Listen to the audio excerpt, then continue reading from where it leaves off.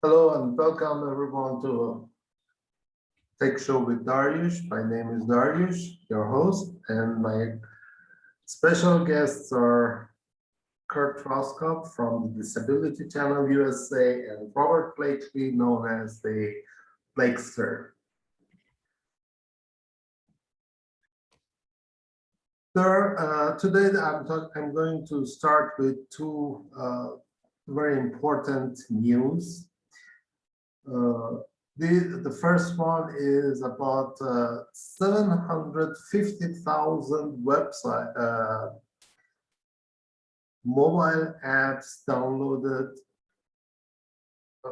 Better to say, there are some malwares, some mobile apps on the Android, the Google Play, that contain malware, has been downloaded more than 750,000 times.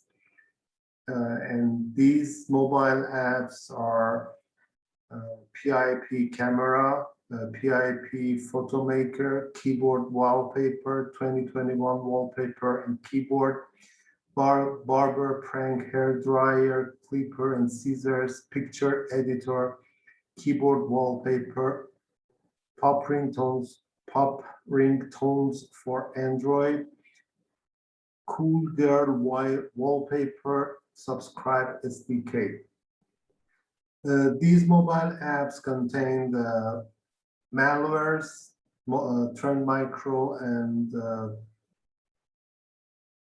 another company, and McAfee has identified them. These malwares hijack SMS message notifications and then make unauthorized purchases. According to the McAfee, these mobile apps target Far East Asian countries and Arab people, Arabs outside their countries. If you are using these mobile apps, remove them as soon as possible and scan your phone about any trace of malware that might be left on your phone or any Android device that you have installed it. And another news is that about 120 compromised ad servers target millions of internet users. Those who get a web hosting with the cPanel and Softaculous software application installer on their cPanel, there are hosting advertising softwares that you can install on your website with just one click and start hosting advertisements. And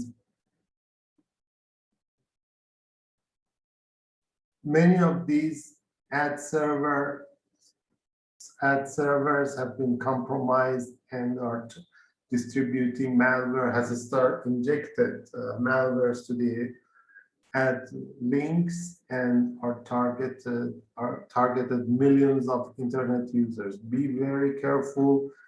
Keep your antivirus program updated and regularly check your computer and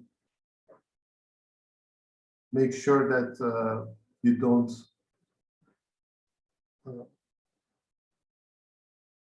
you try to be safe as much as possible and keep your information and your data safe. Another issue that another topic that I'm going to talk about is about the investment websites. There are many investment websites on the internet. Some of them are real and very successful, and some of them are not. Actually, they are scammed. They do not do what they offer, what they say. They steal information of your information Some of them offer things that if you really think what they are doing, it's very suspicious. And you shouldn't trust them. Be careful, search for these websites. There are different methods, different ways that you can try them and see if they are really working, they are the legitimate websites or not. And then you can do your whatever you want to do with them. And some of them are legitimate, they are offering what they really do, and you can trust them. I will talk about this with more details next time, but right now, Robert is going to talk to us about about empathy, how to use, feel, felt, and found. I need more explanation about it, Robert. Good morning, everyone. Hopefully you can hear me okay.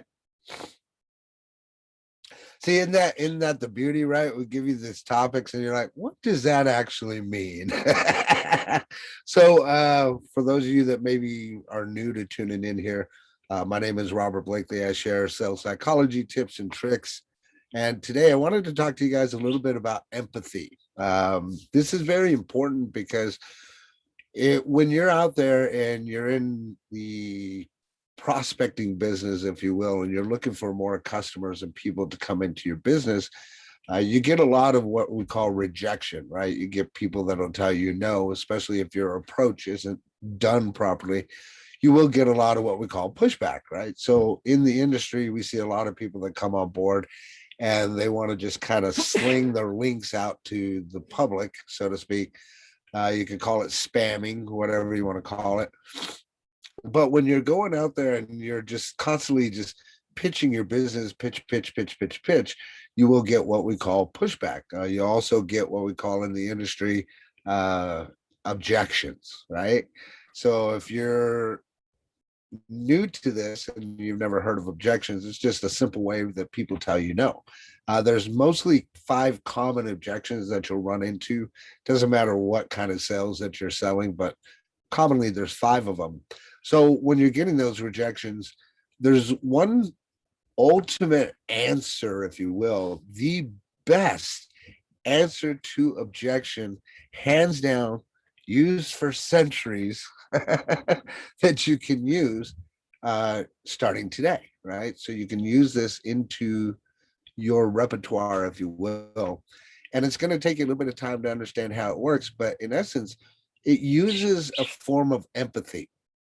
So if you don't know what empathy is, it's just the ability to understand and share the feelings of another person.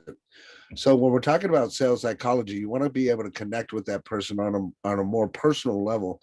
I always say to connect with them inside the brain, right? So in order to do that, you have to be able to understand and share those feelings of another. When you run into objections, you can use feel, felt, found as an answer to almost any objection, but it needs to be practiced, right? It needs to sound right. It needs to sound natural. So what do I mean by that? Feel, felt, found can be a natural objection to anybody's no. Okay. So, for example, if they tell me, well, no, I can't do that right now, Robert, I don't have the money, right? Because that's a huge objection that we get in the industry, right? I can use feel, felt, found, depending on what it is that I'm selling. So I could said to said customer, I could say, oh, Tom, you know what? I know exactly how you feel. I felt the same way from all the other programs that I've been involved in until I found out that this one's only $37 per month or $177 per year, right? So it makes it um, more feasible for people to actually join in. Does that make sense? And what I would do is I would add that does that make sense at the very end as a follow-up question to find out whether or not the customer that I'm talking to is on board. Because at the beginning, when you're talking about your product, they don't necessarily know the price unless you've already spilled the beans, right?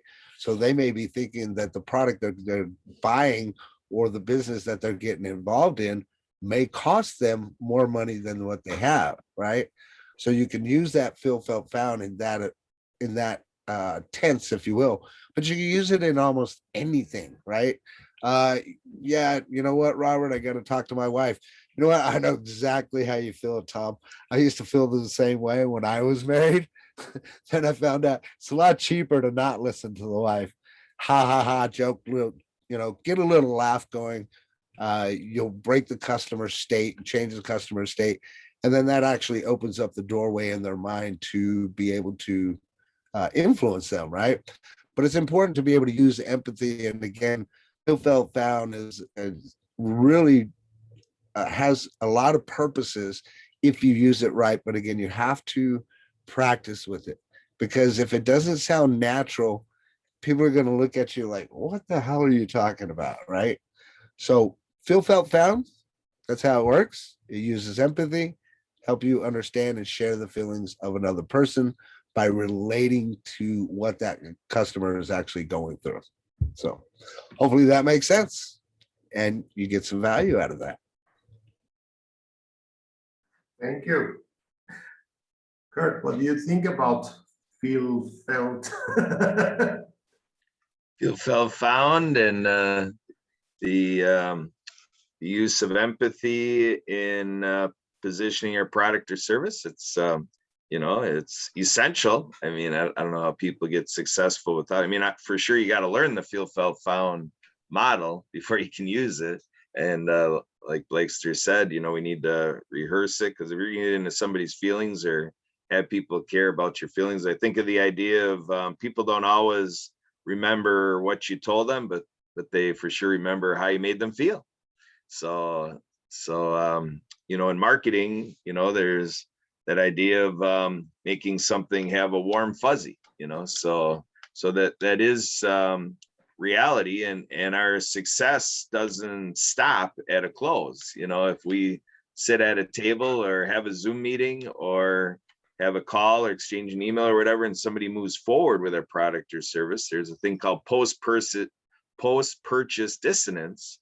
So that's regretting that they bought it for me. So that's the other part, is we want to make sure that we do a great handoff, that if somebody does do a transaction with us, that they're forever happy, right? So, but Robert, what do you say in terms of, as we, are engaging and we come to that sales process, what do you find that we do like ahead of time? Like in public speaking, we say, you have to know your audience, and it's similar to that in sales. So what things do you do to prepare, to understand that client and to do your homework before you show up at the table? Well, that's a great question. Actually, you're going to show up at the table and you're going to build that relationship. That's the biggest thing, right? Because if you don't build the relationship and actually have the communication with them to find out what it is that they actually need, then you're never going to know. A lot of times, we go in with this intentional purpose to pitch somebody thinking that they need our product, and many times we don't. And a lot of that comes from not doing the homework or the research to find out whether or not that person actually needs your product. It's a lot easier for you to close a person if you find out that they have that actual need versus a want, right? Because people can want things all day long, but they're going to take more action versus something that they need versus something that they want. So my big deal that I always talk about is making that connection. I try not to pitch anybody until after I've made the connection at least that fifth time, right? As we've talked about before about the numbers. My whole intention when somebody connects with me is just build the relationship, build the relationship, build the relationship. Now, the funny thing too, because of my experience though, I know and I can smell a pitch from a mile away. So 9 out of 10 times when somebody connects with me on Facebook, I had to do my due diligence, look at their profile, kind of see where they're at. This is the last time that they said anything. And intentionally, I only connect with people that are on the same path as I am, right? So if they're not on personal development, They don't have their profile picture in there. They don't look like a leader. We don't have 3 to 5 friends in common. I don't add them, right? That's the first thing. And then as I go and they connect with me, I can intentionally tell whether they're connecting with me to pitch me or not by what it shows in their profile. Now, one thing that I do to combat that, because again, knowing what I know, is I nip it in the butt right away. So to give you an example, I had a person that connected with me. You look at her profile and she says, well, she helps online coaches get to 20K per month. Okay, I'm an online coach. I already know there has to be a motive and why you're connecting with me, right? So uh, again, it's just the experience that I have to know this, and then I can tell based off of their first communication with me what their intention is, right?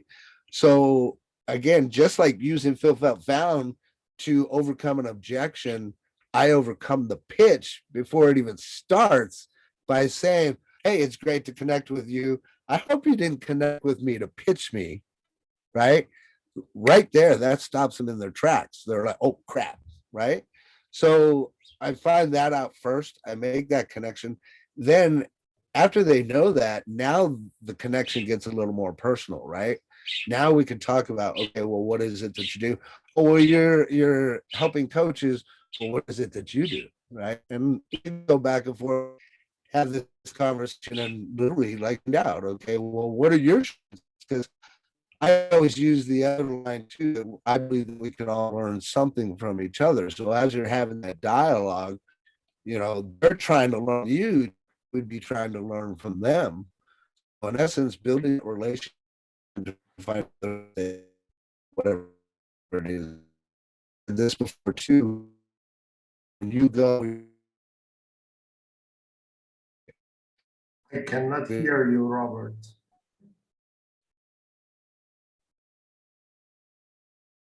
Ooh. How about, Hello? We lost him. I know how you feel. I felt that way before, and this is what I found. The show must go on. Yeah, but I wanted to ask him, how can we trust someone? Someone connects with me, or I connect with someone. Both of us, how can you trust someone? That what he says, what he or she says is correct, is honest, and okay. can you hear me? Yeah. Yep, you're on Blixter. Robert, I have a question. Sure. I have an answer. Let's see if they match. How can we trust someone over the internet or trust a website? How can you trust someone? Well, again, it still goes back to building that relationship. Okay, during that trust, how can I trust someone is telling me the truth? He's not going to create a fake relationship to misguide me for doing something that I shouldn't do. Reframe your question so that I understand what you're asking me. Someone, for example, connects with me and tries to offers some service. How can I trust that person that he can do that, what he claims he's doing? Well, that comes from what I call doing your due diligence, right? You can't just trust somebody right off the bat. Build that relationship with them. Go take a look at what their website is, what they're offering. It's very important to get third-party references, like, what are clients actually saying? What are the results that clients are getting? You could even reach out to a client, There's different ways to do it, but it's all about due diligence. I mean, you can't trust somebody right off the top, that's tough. That's tough. It's tough question, but you got to kind of fill things out, man. You really do. I'm sharing a website, incoupon.net. Okay. All right. Uh, 205,000 this users. website claims that they, when you sign up, they offer you $10, and every day you have to click some investment opportunities, some clicks. Okay. After 24 hours, that $10 will be increased. Okay.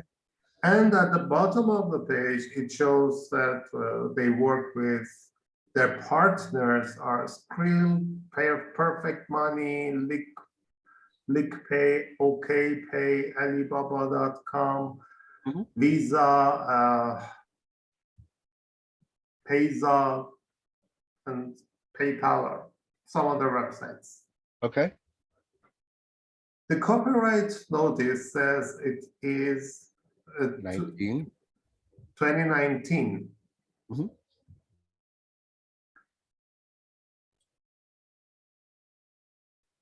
Their support address is support@in.coupon.net.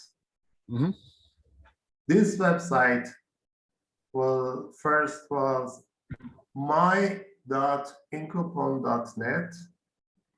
After some time, some people signed up, followed those instructions, and they did not make the payments that they promised. Mhm. They closed it, reopened it as in.coupon.net. Mhm. Not Okay. everyone is aware about these services. Alibaba is a very famous company. Bitcoin is cryptocurrency, is not a payment gateway. PayPal is a gateway. Payza was a gateway, but I think from 2015, for some legal issues, this website was shut down, and Mhm. they are not offering any service. How is that Right. a website that started in 2019 is offering a service, is partner with Payza that was already shut down? Well, that's a red flag right there, right? You know that, and I know I that. know that. Being in How the many people know industry. that? People with trust with Right. such kind of websites. So let If me, you if I if can, you search about this website on the internet, you will find a video about someone is trying to convince people that this is a legitimate website. Why? Just because when you click on About Us, there is something to show. It shows something, but doesn't, if you read it, our advantage, better conditions. This is not the About site content. right. And they do not provide any kind of information about who they are, what they do, what they offer, and there isn't any testimonial, and the reviews are Sam, Morgan, Greta, Yeah. Marty, only They look these pretty, six. they look pretty fake and bunk to me. Yeah, and But at go the ahead. bottom of that very YouTube video, there are so many people complaining and saying this is a scam. They didn't make the payments that they promised.